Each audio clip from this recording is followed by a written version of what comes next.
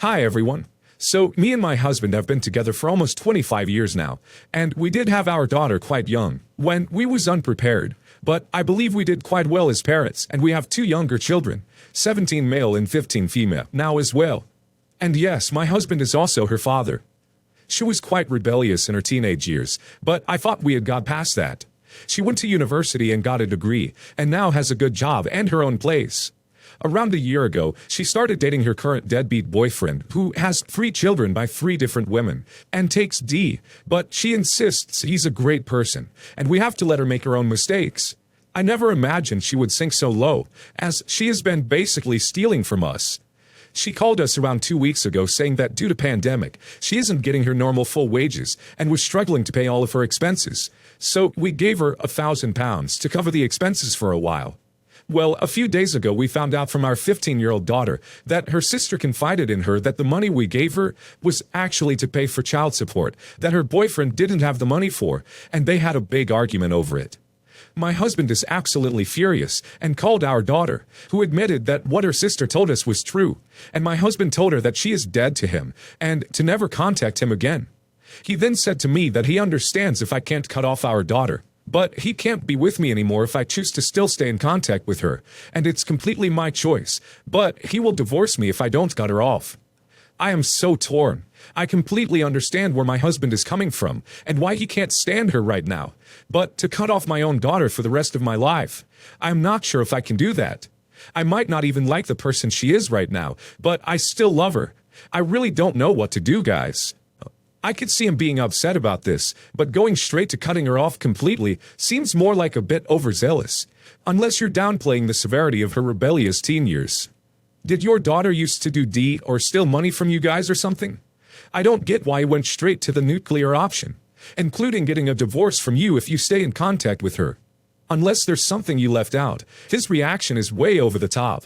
I can understand being angry and feeling betrayed, but yeah. Also, it's wild everyone is crapping on him and saying nothing of the daughter, in my opinion. She's 22. It's not cute to date a loser and lie about money that she's begged for. It's pathetic. She's 22, not 14.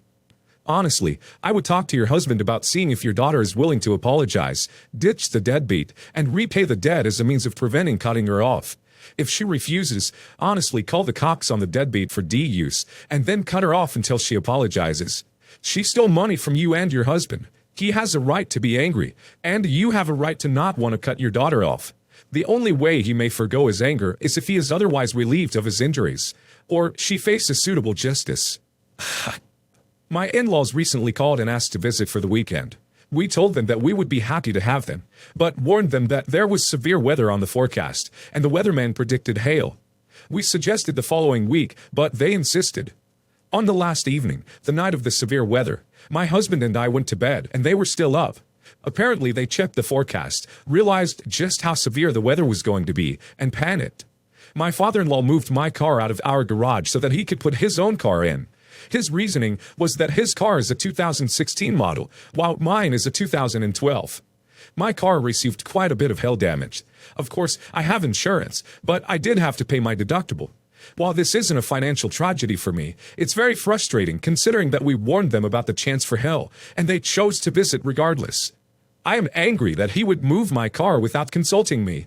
My husband says his dad believes this was the best outcome, because the oldest car is the one that was damaged, and probably won't change his perspective. He believes we should just be annoyed, but get over it. I, however, believe that was very inappropriate for him to move my car. I would like him to reimburse me for my deductible. My husband says he understands why I'm upset, but he thinks I shouldn't be so upset about something that is basically bad luck. Whereas I don't believe this is bad luck, just bad manners. Am I overreacting?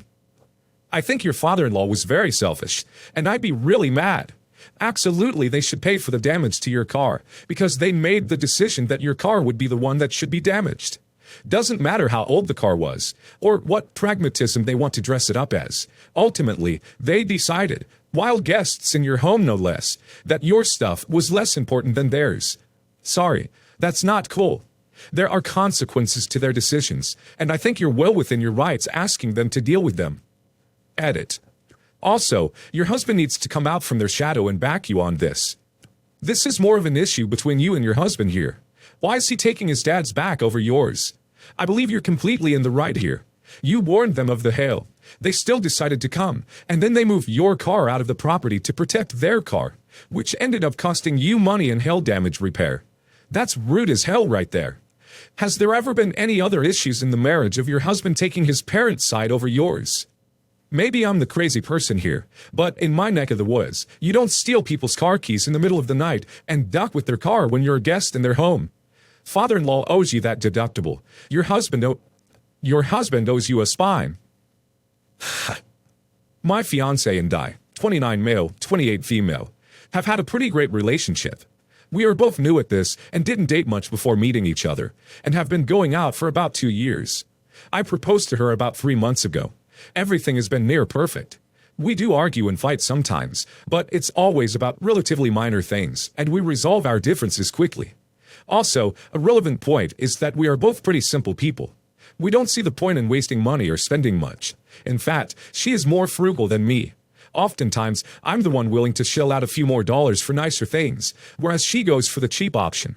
In addition, she has always been an independent woman, which is one thing I love about her. But I did not realize that would translate into what happened yesterday.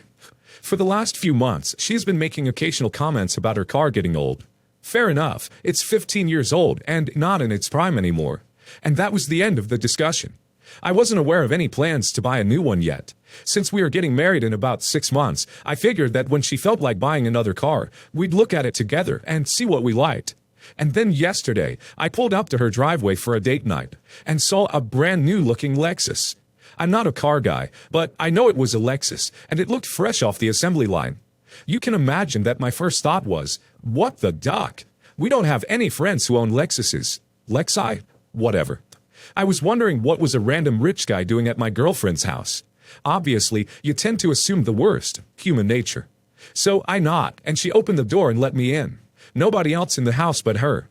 I asked about the car outside, and she had woken up that morning and decided, I really want a new car, and then went to the dealership and traded in her existing one for a new one. She didn't shop around, didn't look at any deals, didn't negotiate. She went to the dealer and paid sticker price for the first nice sedan she saw. It turned out to be $40,000. I am a calm person, so I just asked some questions about all this, and then we continued with our dinner and movie night.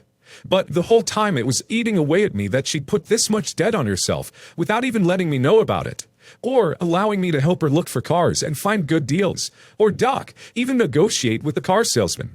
So finally, at the end of the date, I said all this, and it quickly turned into a heated argument.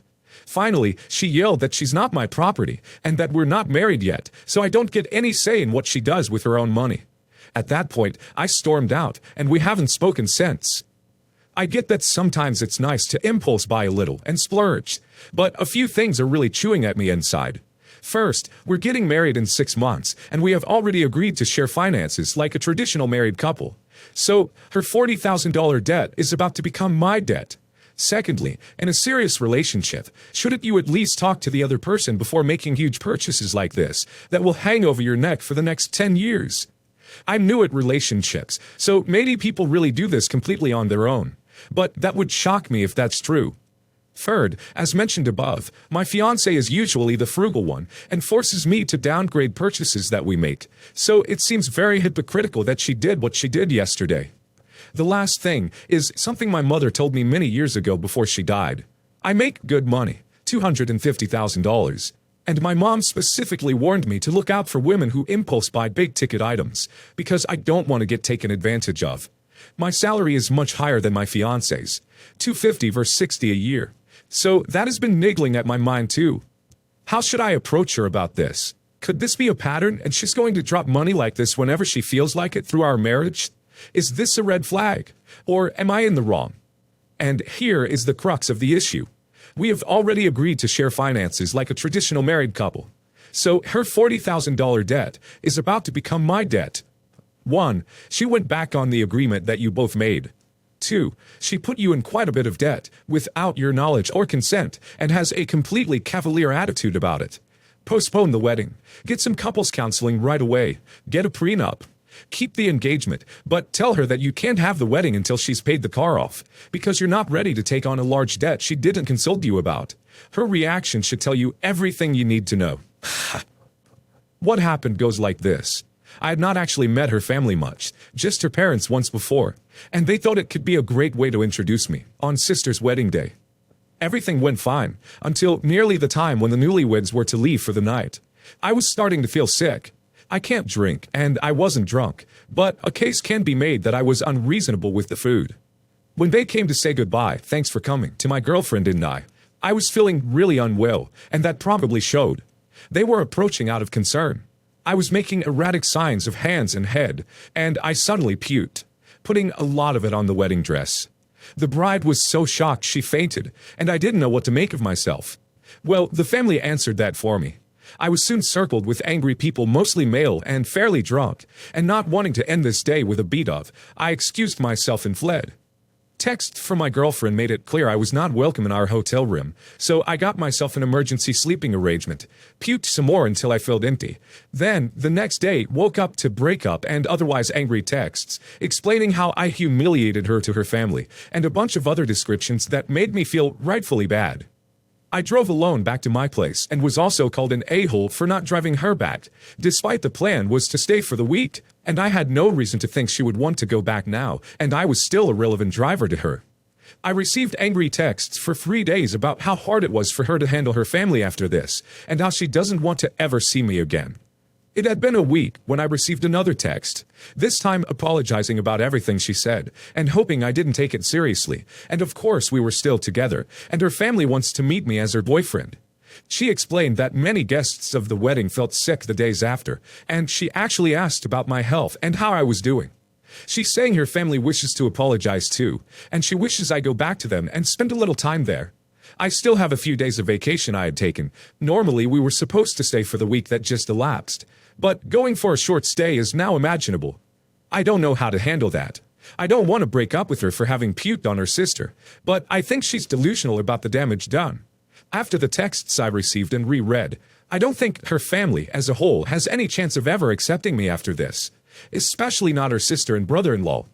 Maybe her parents feel bad because they were in charge of the dinner, and it's the primary suspect. I am also afraid of her now, as I don't know how to convey how heinous her texts were. It's not like her. If there had been less angry texts, or if it went on for less long and were more immediate, or if they were tamer, I would understand that anger makes you say things. But that lasted too long to just be simple anger. I also don't think she was faithful to me during her stay, and it doesn't matter to me that we were broken up. I don't want to be broken up with for the necessary time to have some side D, then be offered the relationship back.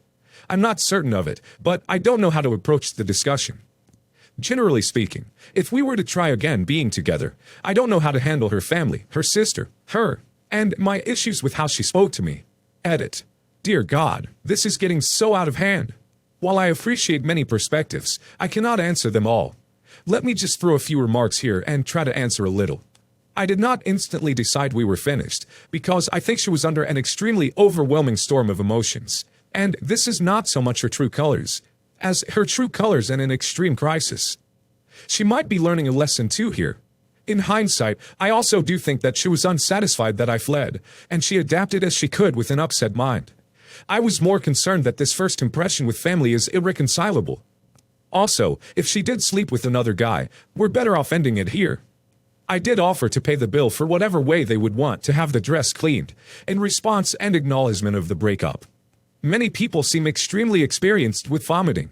While I appreciate the perspective it brings, like I said, I cannot drink. I had vomited thrice in my life as a kid. I don't know how it works. I was trying to gesture away from approaching me while covering my mouth. Coming to me like she wanted to hug me, I was entirely clueless what I could do. I am sorry that what happened to me resembles what happened to someone else. I admit, I adjusted the times a little for anonymization. But if you hear of anything more than 2 weeks ago, it's clearly not my situation. The bride called me and explained many things. She sounded sorry about the turn of events more than about her dress and fainting. She did nothing hostile to me after all. She was fainted.